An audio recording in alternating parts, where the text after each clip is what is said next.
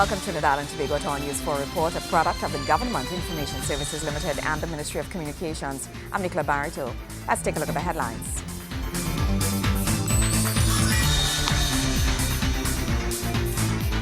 "2014 budget passed in the lower house. Government clears the air on the treaty signed between Trinidad and Tobago and Venezuela. And the 2013 Trinidad and Tobago Film Festival officially launched. Thank you for joining us. After a total of 56 hours in debate, the budget for 2014 was passed in the lower house on Wednesday.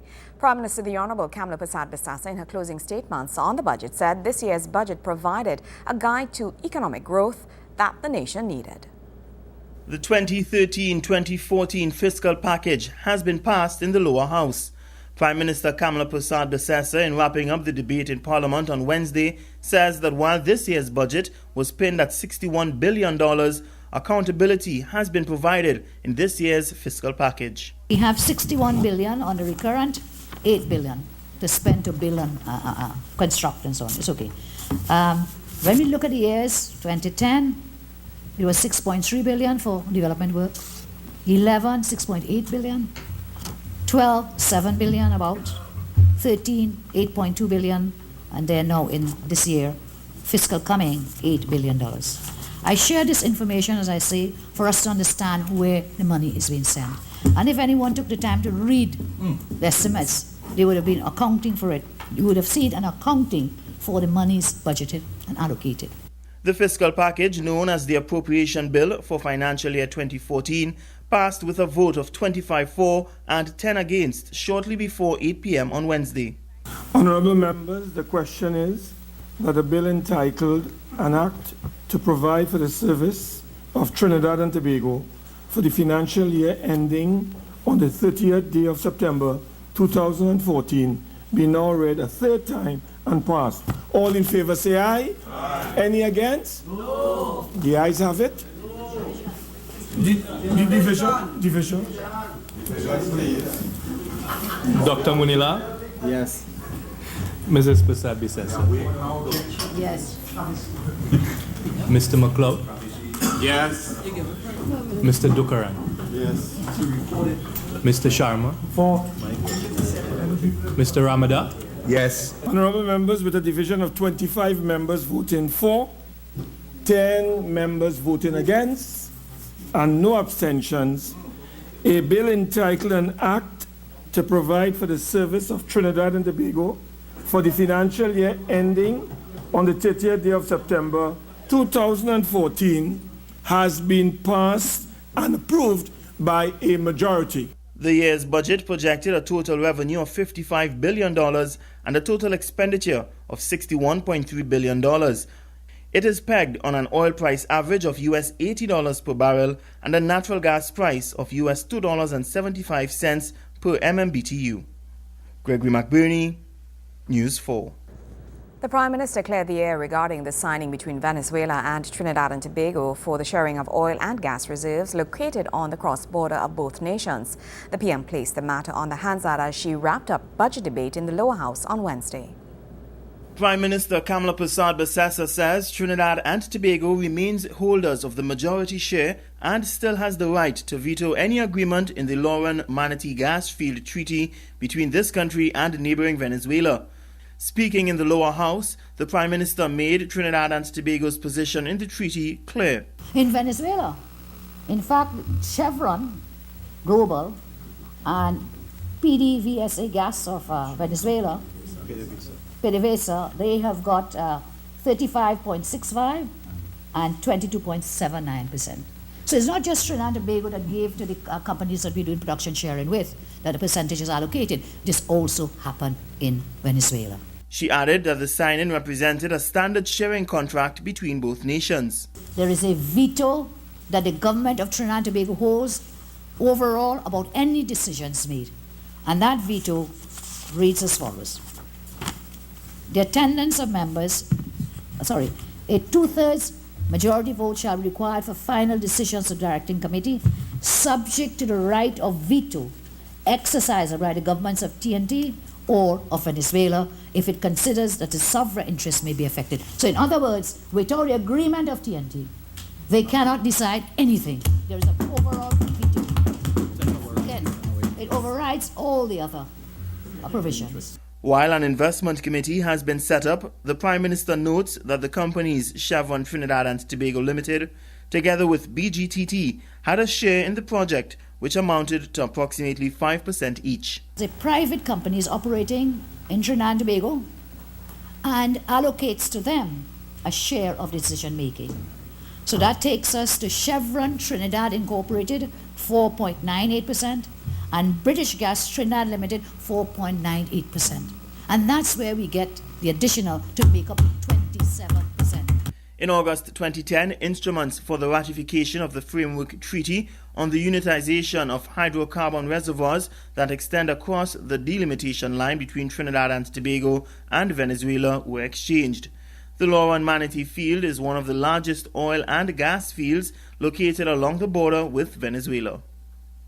Gregory McBurney, News 4. Meanwhile, in response to statements made in the Parliament in relation to the agreement signed between Trinidad and Tobago and Venezuela for the Loran Manatee Unit area, Energy Minister the Honourable Kevin Ramnarine sought to clear the air on the treaty signed. The agreement signed in recent days between Venezuela and Trinidad and Tobago for the sharing of natural gas field Loran Manatee has come to the forefront as questions have been asked regarding the conditions the treaty was signed. Energy Minister Kevin Ramnarine and his Venezuelan counterpart, Minister Rafael Ramirez, signed on for the functional structure and governance of the Loran Manatee natural gas field that overlaps the Trinidad and Tobago Venezuela delimitation line. However, Energy Minister Kevin Ramnarine sought to clarify the issues surrounding the signing. During a press conference held at the ministry's offices, the minister noted that a development plan for the field is yet to be finalized. No decision has been made as to where the natural gas will go. The Venezuelans have expressed a position that their gas, and that's the 73% of the field that is on their side, they have expressed a view that their gas should go to Venezuela. We have expressed a view that at the very least, our gas, which is the 27% that resides on our side, should be monetized in Trinidad and Tobago. The agreement deals with the establishment of the unit operator. Specifically, the unit operator in the agreement will comprise 3 bodies, a directing committee made up of representatives of both governments and the 4 companies involved, an investment committee, an executing entity to be chosen from among the 4 companies involved. World energy giant Chevron and BG, together with Petroleos de Venezuela SA, are said to be working with local energy companies toward the development for the field. We have also advanced the view over the years that given the presence of well-developed gas transmission and processing infrastructure in Trinidad and Tobago, that Venezuela may want to consider its gas or part of its gas coming to Trinidad and Tobago. These are positions that have been put out by both governments over the years and also positions that have been articulated by the companies involved. And I would say, of course, that Chevron is a very key player in this entire Loran Manatee story because Chevron has a presence on both sides of the border. The signing represents a deepening of relations between the 2 nations and holds much significance as talks have been ongoing for several years now. The Energy Minister highlighted this as having the potential to strengthen similar cross-border relations with other regional neighbors. Cross-border reserve development is very important. And I would also add that while we are aware of 3 fields along that maritime border, there could be more fields that will be discovered along that border because we are now giving out blocks that are bound by the maritime border. So there could be the discovery of oil and gas reservoirs in those new blocks that will also straddle that border. We are doing the same thing along the border with Barbados. We are doing the same thing along the border with Grenada. So the whole issue of our cross-border reserve development has to be now taken in a very broad context. That is why this Loran Manatee too is very important because this now becomes a template for Coquina Mannequin and for Cape of Dorado, the other fields that straddle the border that we also need to develop. While Trinidad and Tobago is expected to monetize its share of the fields, these proven reserves are said to be in the 10 trillion cubic feet range. Kimberly Kalawan, News 4. Several major strides have been made toward the completion of the redesigned Churchill Roosevelt Highway and Uriah Butler Highway intersection. The Ministry of Works and Infrastructure released a statement to advise members of the public that the intersection would be closed from 8 p.m. on Thursday, September 19th to 5 a.m. on Friday, September 20th to facilitate paving works. As such, motorists have been asked to note the following traffic arrangements and diversions. From San Fernando to Mount Hope or east to Curep, UE and environs, on approaching the Caroni River Bridge, keep on the left or middle lane. Exit left onto the Churchill Roosevelt Highway, westbound lane via the south to west ramp. Keep left on the Churchill Roosevelt Highway, westbound. Exit left to Aranguez Road South. Proceed on the Aranguez Road South to the Aranguez Overpass to access the Churchill Roosevelt Highway eastbound to Mount Hope or east to Curep or UE. From Mount Hope to San Fernando, the first alternative, keep right on approaching the Churchill Roosevelt Highway, the Uriah Butler Highway intersection. Exit right onto the Churchill Roosevelt Highway westbound. Keep left on the Churchill Roosevelt Highway westbound. Exit left to Aranguez Road South. Proceed on the Aranguez Road South to the Aranguez Overpass to access the Churchill Roosevelt Highway eastbound. Keep left and proceed to San Fernando via the west to south ramp. The second alternative route is to keep left on approaching Churchill Roosevelt Highway, Uriah Butler Highway intersection. Exit left onto the Churchill Roosevelt Highway eastbound. Keep right and proceed to the U-turn Valsain traffic light. U-turn onto the Churchill Roosevelt Highway westbound. Keep left and exit to San Fernando. Members of the public are also advised to proceed with caution and observe all directional signs and barriers, comply with instructions from the police officers on site to facilitate the flow of traffic in an orderly manner and drive at a reduced speed on approaching the work zone. Now, for further information, you can call the National Infrastructure Development Company Limited at 627-9474 or 627-5746. When we come back, addressing environment pollution. Stay with us.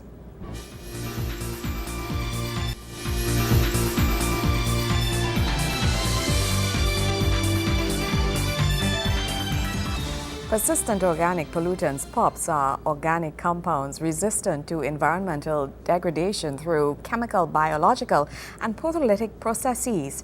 Addressing the problem of environmental pollution these chemicals can cause was the focus during the final workshop on the implementation of the Stockholm Convention in Trinidad and Tobago. Pesticides and fertilizers, some of the products used daily by industries and farmers, which fall into the group of compounds called POPs, persistent organic pollutants. These compounds are said to be hazardous to the environment as they fail to disintegrate and are often absorbed by human and animal tissues as well as into the wider food chain. Curbing the effects these pollutants have on the environment is just one of the main aims the Stockholm Convention Treaty seeks to achieve. Here in Trinidad and Tobago, support of this agreement has taken the direction through the development of its National Implementation Plan, NIP. Chairing the local arm of the agreement is Kishan Kumar Singh of the Multilateral Environmental Agreements Unit, who says limiting the use and production of these compounds through proper waste management practices is a start. The Stockholm Convention on POPs is an international, legally binding agreement whose aim is to protect human health and the environment from persistent organic pollutants. The general obligations of parties to this convention, including Trinidad and Tobago as a signatory, are to eliminate or limit the production, use and release of pesticides and industrial chemicals which are classified as persistent organic pollutants. As a party to the Stockholm Convention, Trinidad and Tobago is required to develop a National Implementation Plan, or NIP, which sets out how we will implement the obligations under the convention, namely to eliminate or limit the production, use and release of pesticides and industrial chemicals which are classified as POPs. The Stockholm Convention, an international environmental treaty signed in 2001, came into effect in May 2004, aims to eliminate or restrict production and use of persistent organic pollutants, POPs. However, the use of these chemicals has often been linked to development.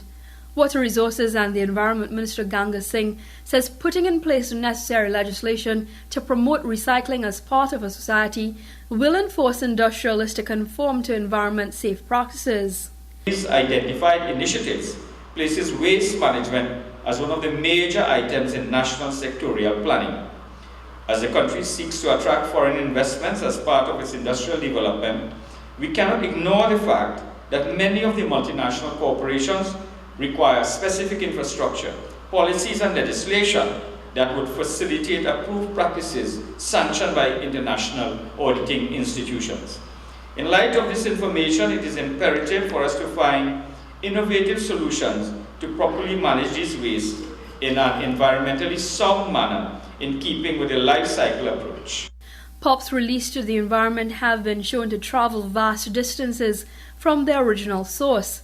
Due to their chemical properties, many POPs are semi-volatile and insoluble. Some of the preventative measures are outlined in policies that seek to promote recycling of materials and regulate waste management in both the private and public sector. The main objective of the Beverage Containers Bill, the essence of which is the deposit refund system, is to discourage illegal or improper disposal and in cumulative effect reduce the amount of containers entering the environment. In summary, the main direct benefits can be identified as follows. 1. Reduction in litter collection costs, since the beverage container component will be reduced substantially and theoretically to zero in the general solid waste collection system. 2. Opportunities for bottle collectors, the informal sector, to earn income and sustain their livelihoods, thereby contributing to reduced employment. 3. Reduce production costs to firms from the reuse of returned glass beverage containers, and the income from the sale, including foreign exchange from any exports of beverage containers, either for recycling or from the sale of actual material or products derived from these recycled materials. The 9th meeting of the Persistent Organic Pollutants Review Committee will review new chemicals proposed for Stockholm Convention come October this year in Italy. Kimberly Calloway, News 4. When we come back, AIA trounced in Champions League. Stay with us.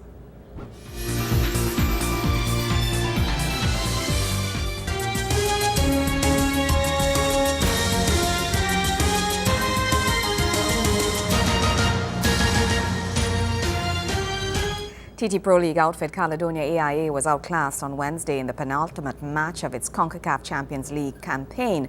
The Morval Laventil club was trounced by Mexican giants Deportivo Toluca at the Hazley Crawford Stadium, which means Jamal Chambaz and his men have no chance of reaching the quarterfinals. Wayne Cunningham has the highlights. In order to boost their striking power, Caledonia AIA signed Grenadian international Kurtzen Bully Bain ahead of their CONCACAF Champions League encounter with Deportivo Toluca of Mexico. The visitors went ahead in the 18th minute. AIA goalkeeper Chamel Lumison firing away the first shot, but Raul Nava finishes well.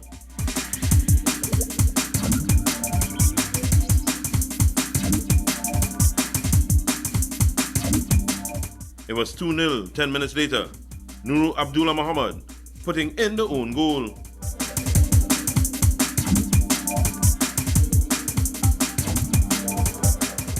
Caledonia were getting forward, but lacked composure in the final third of the field. Bain coming closest in the first half. The local pros fell further behind in the 41st minute. Eddie Brambilla with a simple tap-in after another parry from Louison.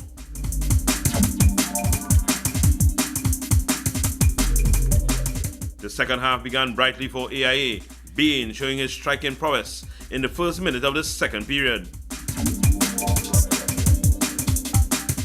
The great comeback never materialized though, as once again Louison fails to hold on to the orb and Nava scores his second to make it 4-1.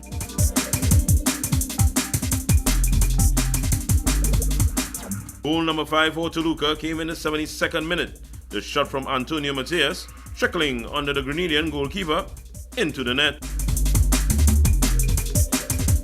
Caledonia now travel to Guatemala for the final match of the 2013-2014 CCL campaign. Wayne Cunningham, News 4 Sports. News 4 continues right after this. Stay with us.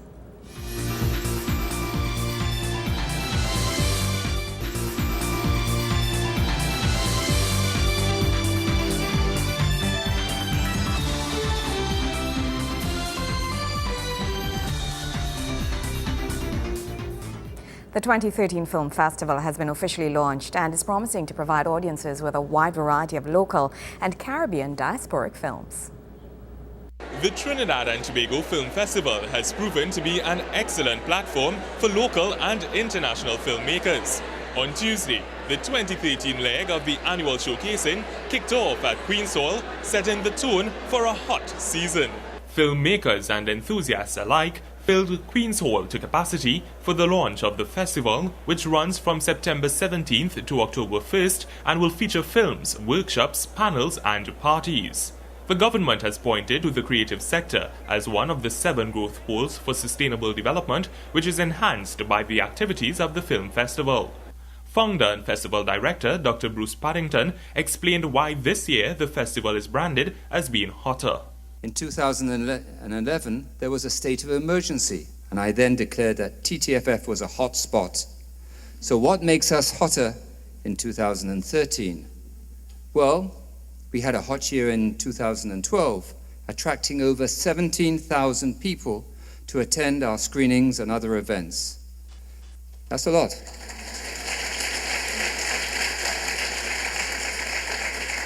And this year, we expect the festival will be even hotter, attracting even larger audiences.